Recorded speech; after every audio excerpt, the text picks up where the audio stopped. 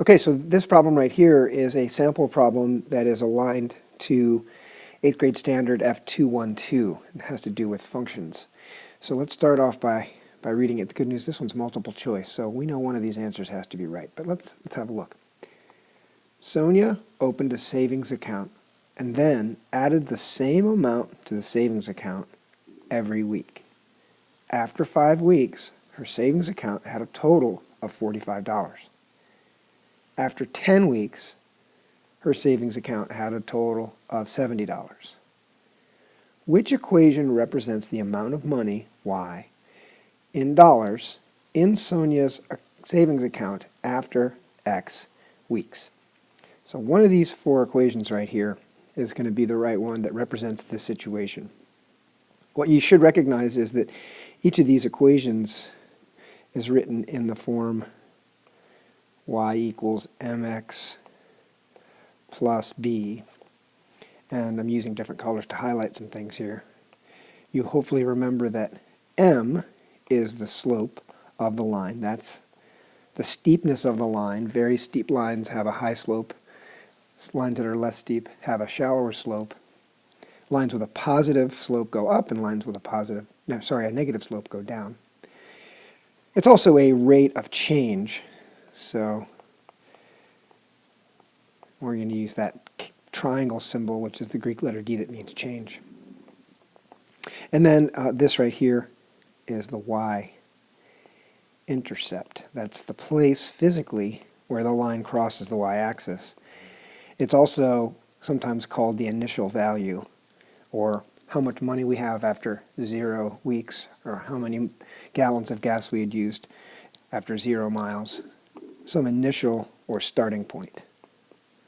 So initial value. This will be studied at great length in Algebra 1 as well. So we've got some information here to use. I don't know how much money she put in when she opened the savings account. They don't tell us that. But what is key is that they say she added the same amount to the savings account every week. So our rate of change, our slope, the number we're trying to figure out is, what is that rate? How much was she adding every week? And I don't have the initial amount, but I do have enough information to figure it out, because I know that I've got that if x, the number of weeks, is 5, y, the total amount of money, is 45. And I also know that if x is 10, after 10 weeks, the total amount of money was 70. So what I essentially have here is 2 ordered pairs. The ordered pair 5, 45, represented by the fact that after 5 weeks she had $45, and then we've got the second one. If x is 10 weeks, that was 70. Now we spent a good deal of time calculating the slope of a line between 2 points, and that's exactly what this situation is. It's just that we don't have a graph. We have a situation, but it could be represented with these ordered pairs. So you remember that we found the change in y first, and then came back and found the change in x. And then we put these 2 numbers in this ratio form here. So from 45 up to 70, that's an increase. Let's see, so 20 more would take me to 65.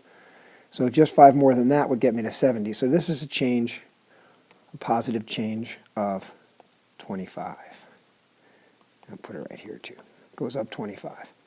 And then the change in x from 5 up to 10 is easy to see that that's just an increase of 5.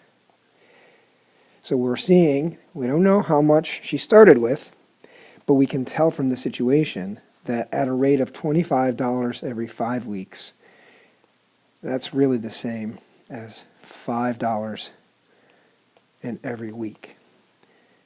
And so what I'm looking for, I've got 4 choices over here. One of them, the one that's correct, has to be the one that has a rate of change or a slope that's equivalent to 5. And as I can tell, this one right here is the only one that satisfies that requirement. This problem could be a little bit tougher if they gave us more than one choice with that rate of change, and then we had to do a little more work to figure out which one was correct. In this case, we don't have to. We know that 5 is the rate of change, and so this is our answer. The question is, based on that, how much money did she start with in the account? Do we know that now as a result of finding our answer? I think we do.